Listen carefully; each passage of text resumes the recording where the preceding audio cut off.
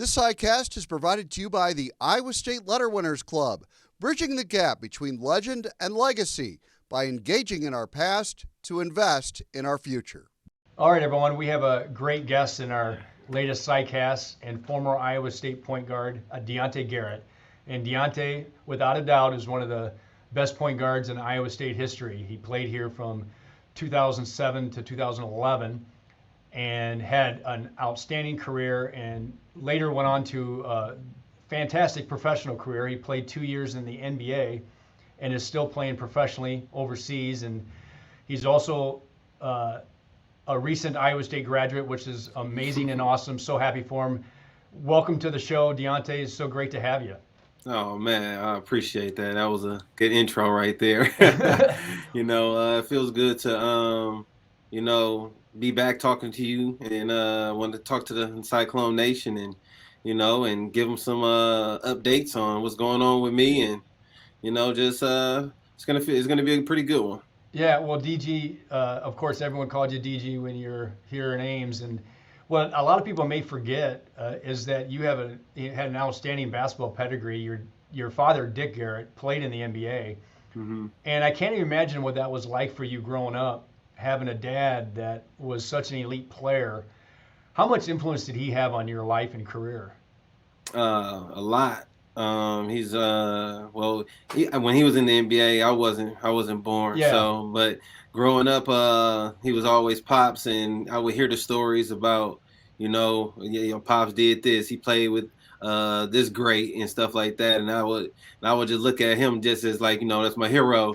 Look at that's who I want to be like. That's what I want to do too. And he's always loved the game, so I've been around it all my life, and he's been pushing me and motivating me, and still is motivating me to this day. Giving me gems here and there, and I love that. And he's been a great role model in my life, and just been being in my corner and just pushing me to be great, and it's been good for me. Well, and it's kind of interesting, DG. Iowa State has an outstanding, great track record of getting players from Milwaukee and having that Milwaukee pipeline. And you grew up in Milwaukee, and yeah. Do you kind of feel that you when you were there, you were, I believe, Milwaukee Player of the Year, weren't you? As a senior. Yeah. Yep.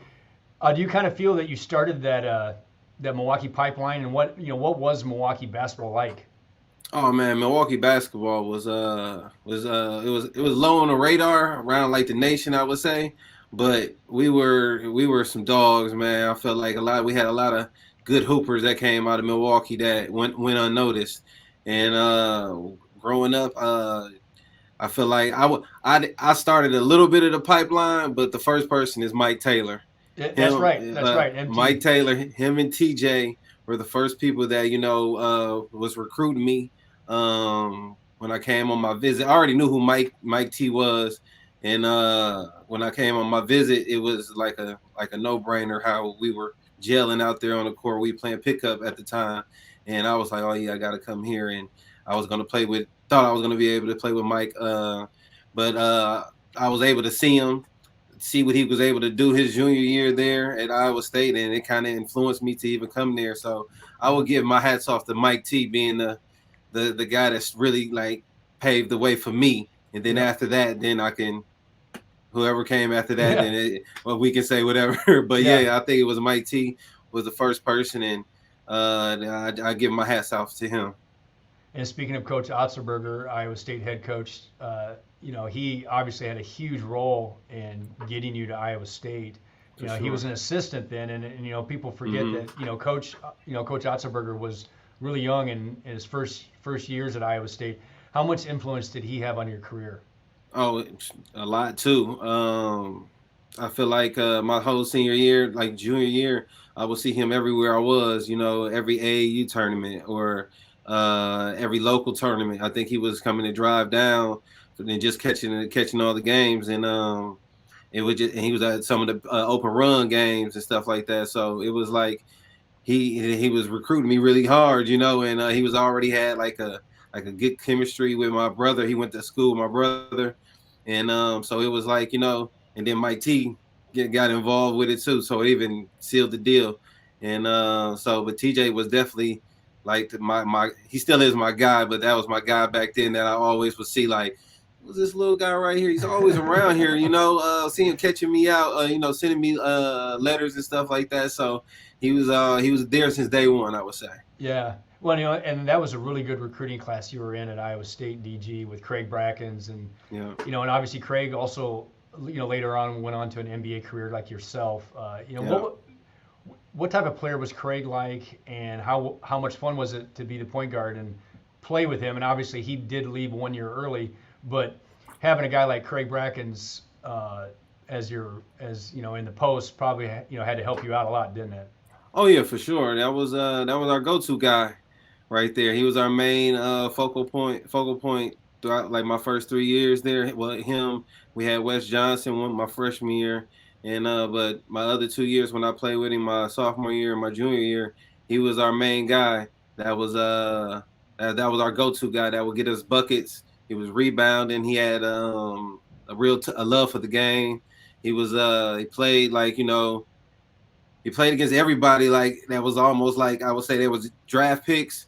He would go against them. He would do his thing. Yeah. So I love playing with Craig and was able to play against him. A couple times. Throughout my career playing professional. So it's been good to always play always see Craig for sure. Yeah. It's interesting, DG. When you first got to Iowa State, and it's a lot of fans don't know. When you first got here, there was no practice facility for you. Nope. Your last 2 years, I think the Sukup basketball complex was built, but your first 2 years there wasn't. And I always ask former athletes, basketball players, what it was like to really kind of be a vagabond, didn't really have any place to practice. I mean, one day you're at State Gym, one day you're at Bayer, one day you're at Forker, one day you're at Hilton. What was that like? I mean, it was hard, wasn't it? Yeah, oh, for sure. Like even when those winter days came and we would have practice at up there at State. I forgot which one of those gyms. It got cold State in Gym. the gym. Yeah, it was State Gym. It was freezing. Like it was like a little small window that was trying to block 100 feet of wind. I mean, a snow and like wind blowing hard as ever. And like we would have to practice in hoodies and stuff like that. But it was kind of crazy. Never knew where we could get used to somewhere until my junior year when the Sukup got built, and I'm glad that came for sure. That I got a couple years with that. Well, and the thing is that you were obviously one of the first players at Iowa State to have that gym, and you utilized it to everything that you want a player to have it for. But you practiced as much as you can. I remember seeing you in the gym all the time, and your last 2 years. But just having that facility, how much did that help you? Because now you had a place where you could go after hours and just work on your craft, right? Oh yeah, for sure. Just having that, down the street from where I lived, it was great. I can go in there and get shots up on the shooting machine. They had the video game in there. We had a refrigerator that was full of Gatorades and stuff like that. Yeah. We had the hot tub, weight room. So it basically had everything, little lounge chairs and everything, couches, and that's where I lived at, and I think it helped out a whole lot with my game, just staying in the gym locked in. And I wish I would have had it all 4 years, but it is what it is. I was able to get in them 2 years, and I'm grateful for that. Yeah, you earned the starting point guard spot roughly pretty much your sophomore year, and then by the time your junior year, you're already one of the best point guards in the Big 12. And I'm gonna kind of name some games off for you, see if it can refresh your memory, DG. Okay. One game that I always remember was your junior year when you guys went down to Drake, and Lucas Steiger made 10 threes, set the single game record, and you had 11 assists. I'm sure that a lot of those threes came off your assist. Yeah. What do you remember from that game, having a guy just stroke it like that? I feel like I think I remember like the year before that, we played in my sophomore year, Drake, and they beat us. I think they beat us. I think did we play them at Hilton? Yeah, Yeah, I yeah, think we played them at Hilton my that was at sophomore Hilton. year, Yep, yep. and they end up beating us, and they beat us pretty good my freshman year too. And I remember going into that game like, I'm not losing this game, man. I'm not losing this game. So I remember just being able to penetrate, and they would just collapse in a lot, and they would just kept leaving Luka open, or Luka would like coming off those screens. I've seen him like shoot the ball really, really, really good. And I remember, I think we were in the gym locked in that week, just getting a lot of shots up. I think me and him was playing 1-on-1, and he was I just felt it like it was one of those games like, oh, he ain't missing no shots he shoots up at all. And it was one of those games he was locked in and he was knocking them down. Yeah. Your time at Iowa State, DG, was the Big 12 was loaded. Great players. And it still is, obviously. There's no doubt about it. It's just one of the best conferences in the nation, without a doubt. But, you had to go against players. I'm just naming off some names top of my head. Alec Burks from Colorado. You had Chris Middleton, A&M. You had Sharon Collins, Morris twins from Kansas. Blake Griffin. Yeah. What do you remember from some of the just amazing talent that you had to go against during your career at Iowa State? I played against some tough guys, man. I think one of my favorite matchups, I would say, would be against Jacob Pullen. We played against Kansas State. Yeah, great player.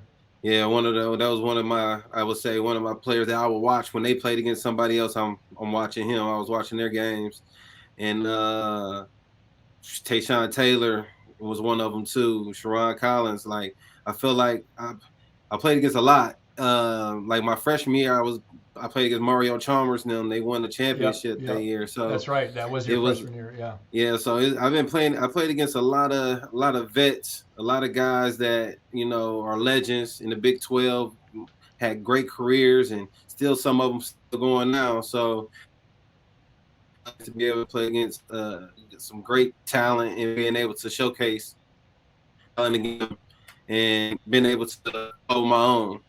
Yeah, yeah. Well, one of the, probably one of the biggest wins of your career probably occurred your junior year when you guys went down to Kansas State. I think they were ranked 5th in the nation, and you beat the Wildcats on senior day, and you had a great game. You had 8 assists and made some big shots late. What do you remember from that game?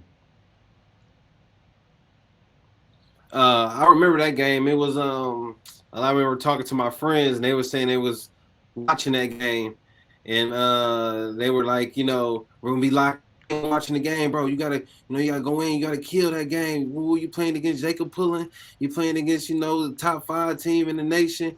Ooh, so I was already going in kind of hyped and kind of like, okay, I got y'all. I'm gonna do my thing. I already had it in my mind that I was. Yeah. And that game was one of the games that I was able to play pretty good and help my team beat a top 5 team in the nation, and it always goes down to my resume for sure for that.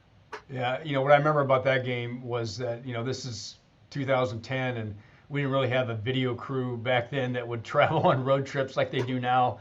Right. I remember I had a little handheld camera, and I took video guys going in the locker room celebrating, and if you go back now, you just laugh at the video because there's nothing to it. But we thought that was the coolest thing in the world at the time. Obviously, we've evolved since then. That year ends, right? DG and Coach McDermott, who was the head coach, recruited you at Iowa State, and he goes on to leave to Creighton. And it was really late in the year. It was kind of a weird deal. It wasn't until if I remember correctly, it was like it was kind of into the summer when he left. And I think about now with the transfer portal and all that stuff, NIL. Do you think that maybe now you may have thought about transferring, or did you ever think about that, or did you know that you were going to stick it out for your senior year? I really didn't know. It was really up in the air. I didn't know what was gonna happen.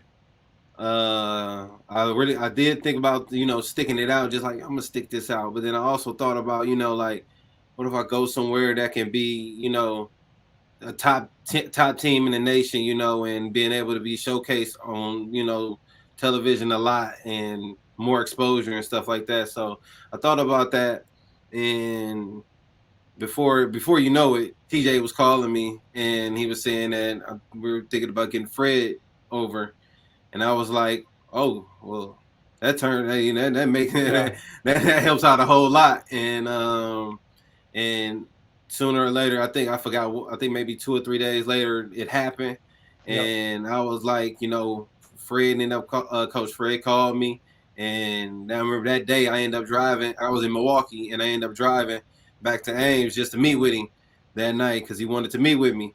And I was like, oh yeah, this is a no-brainer. And when I finally sat down and talked with him, he kind of gave me the plan and what he wanted to do for my senior year, and right there in the Sioux Cup right after.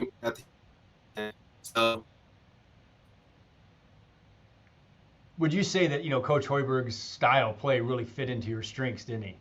no, yeah, for sure. It was a lot of. He told me that, like I said, he gave me like the plan year, and it was like alley. It was like how he wanted to get up and down, pick and roll. Wanted to work on like he knew I could shoot a little bit, so he worked and shooting the three. Yeah. You can hear me? Yeah. Yep. I'm good. Yeah. So I basically worked on my three, and that really showcased my senior year a lot. Yeah, I mean, your senior year, you really broke out, DG, nationally. You were all Big 12, led the league in assists. Obviously improved your scoring because you had more freedom, and that year was really kind of unique because I mean, obviously the record maybe might not show it, but you guys were really talented and played hard and really showed a sign that this program was moving the right direction, right? Oh yeah, for sure. I remember we had a lot of games that we lost like under 5 points. Yeah. And it was like, it was right there. Like we couldn't get over the hump. And it was against some teams that were like, ranked nationally. And it was some teams that, like in the Big 12 that were like, we should have won. I felt like we were right there. We just didn't get over that hump. And after I feel like after my it was going on the up and up after that. So it was a good feeling to be able to start it off, to start that program off again. Yeah, two wins in the non-conference really stand out for me. You go down to win at Iowa. Mm-hmm. You beat the Hawks and Carver Hawkeye, and then you go win at Virginia. Yeah. And I mean, are those two games, special to you? When you look back on your Iowa State career. Oh yeah, for sure. Just playing against the in-state rivals, against Iowa and getting my last win, being able to get out of there with a win, in their city. So it felt good to get that W against them, and even against Virginia. Virginia was one of the teams that were recruiting me when I were coming out too, and yeah, that's right. Right. And just going out there, and it was a good team they were, and we played really good that game. All of us did, and it felt good to go down there and get a win.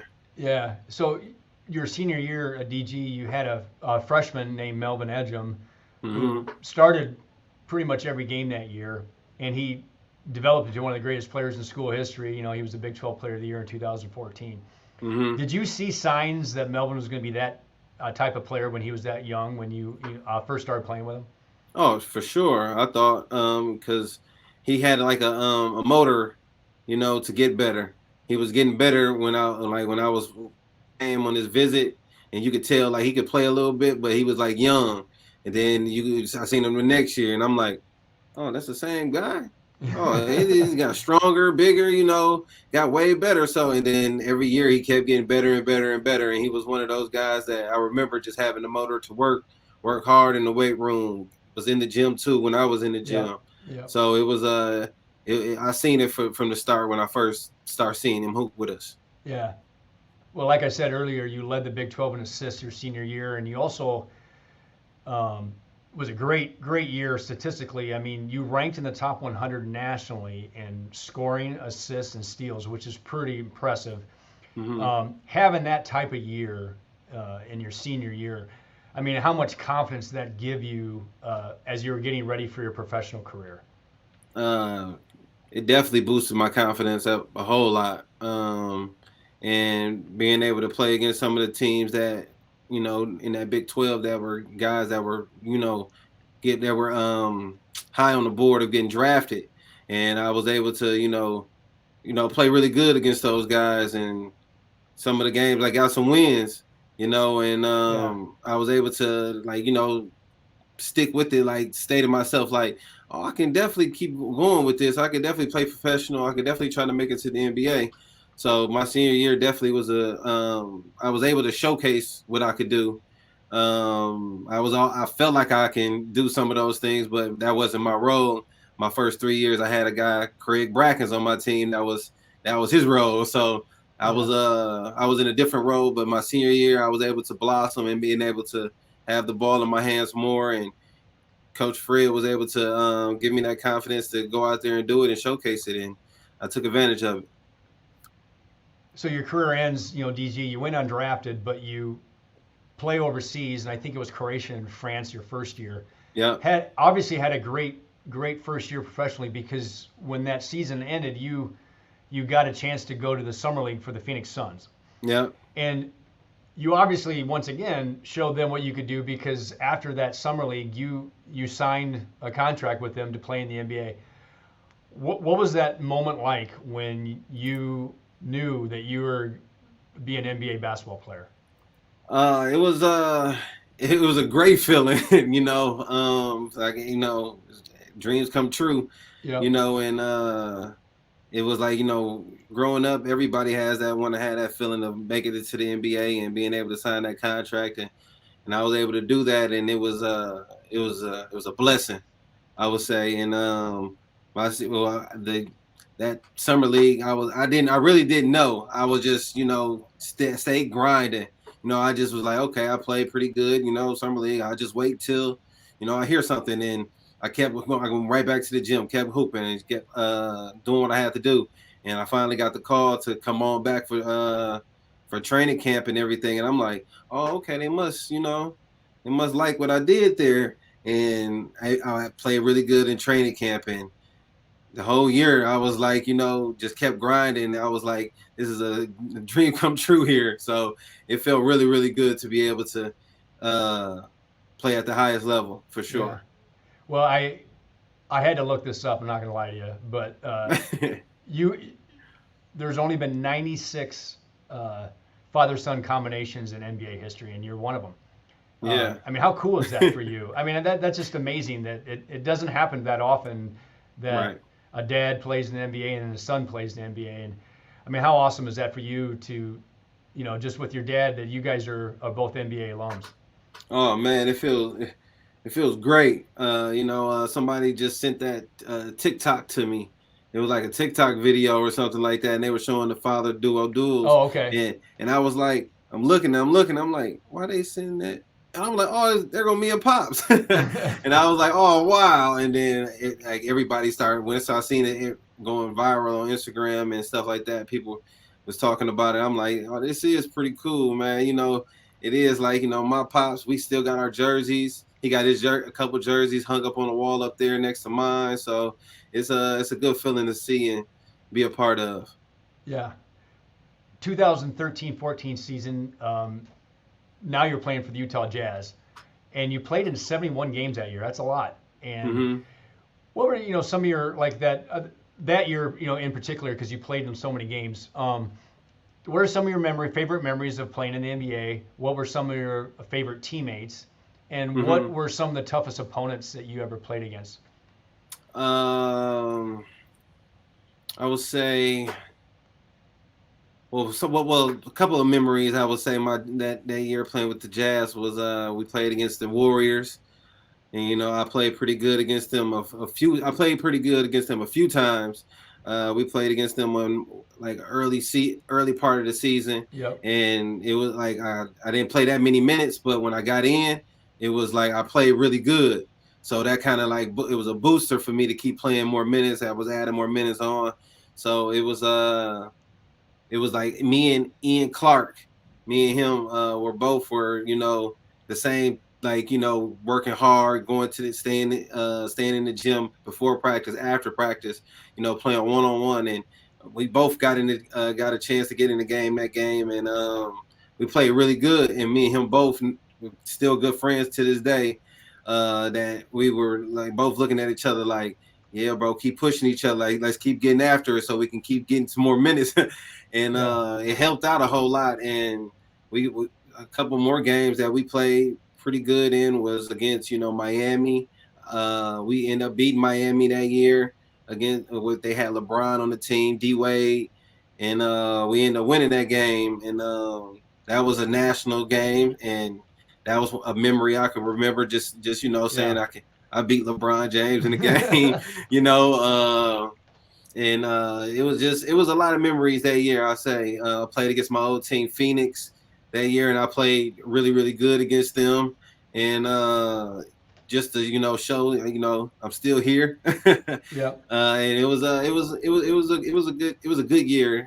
I'm always gonna remember that year for sure, playing with Utah and having Trey Burks on my team, Gordon Hayward, Derek Favors, Ian Clark, Brandon Rush, Richard Jefferson. Me and Brandon Rush, he remembered me back when I was a freshman.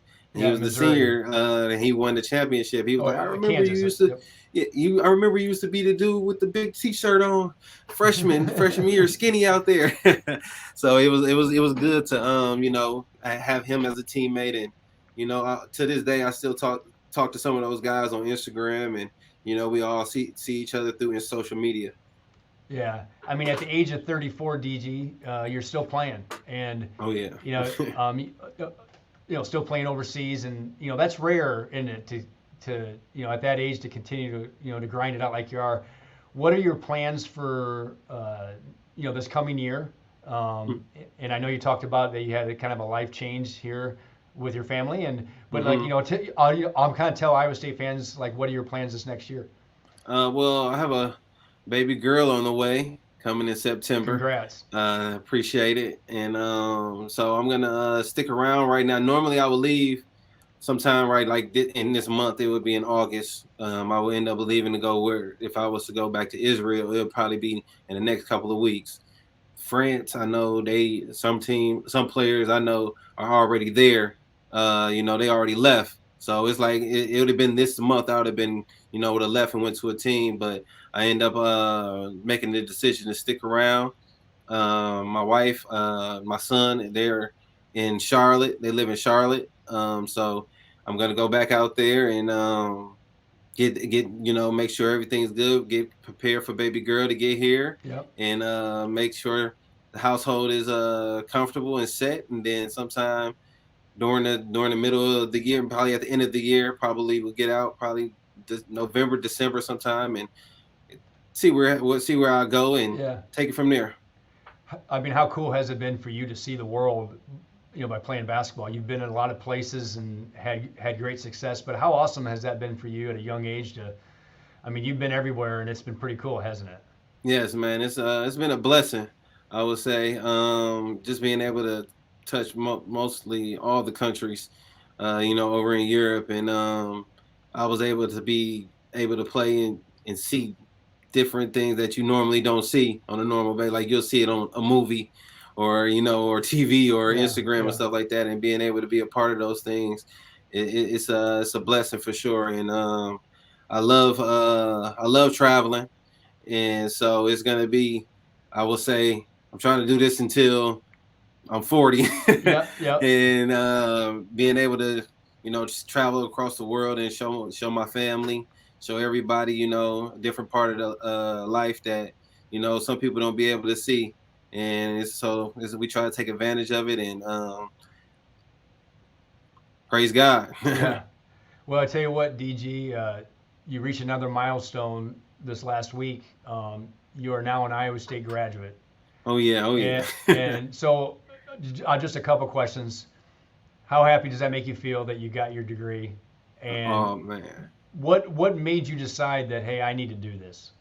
Oh man, it feels great. It feels awesome. That it feels like after when I got it done and they said that you are completely done, you're graduating, you get your degree. It just felt like something just came like off of me. Just like finally, what is that feeling? And Yeah. it felt good. End up celebrating with my mom and dad, and just they were happy for me, and they were on me about trying to finish it out this last year. Well, the reason why I really can't I've been thinking about it the last 3 or 4 years. Coach TJ, Yep. a couple of the guys that's up there at Iowa State. Coach Mike, and he been writing me, calling me, and just trying to get on me about trying to finish. And the last 3 or 4 years, I've been saying, okay, I'm gonna get back to it. I'm gonna get back to it. And this last year, I just said, you know what, I'm getting it done. And we end up getting it done, and it's been a great feeling ever since I got it done now. That's awesome, DG. We're really happy for you. And I got one more question. Obviously, Coach Otzelberger's been a big part of your life, and how often, you kind of touched on this, but how often do you stay in touch with Coach TJ, and how often do you follow the Cyclones, and just how they're doing still? Oh man, I just talked to TJ the other day. When he found out that I graduated, he called me. He was one of the first people to call me to congratulate me, and that was a good feeling to hear his voice and hear him talk to him. They were just getting done with the Bahamas thing, Yep. and they were just I didn't get a chance to catch the games, but I watched all the highlights, and they look like it's a identity of TJ out there. Those guys are scrappy. They're getting after it on defense. They're playing hard, and it's a good good feeling to see and be a part of the Cyclone Nation still, and watching those guys, and I'm rooting for those guys, to go hard and to win many games as they can, and and enjoy that that Cyclone feeling out there for sure. Yeah. Well, DG, thanks so much for taking the time for joining us on a CyCast. It was so great to catch up with you, and we're so happy for you and your life. And you're always a Cyclone, and once again, really, really appreciate you getting on the show with us. Thank you, man. It's a good feeling to be back, and shout out to Cyclone Nation, and good luck to the guys this year. I'll be watching for sure.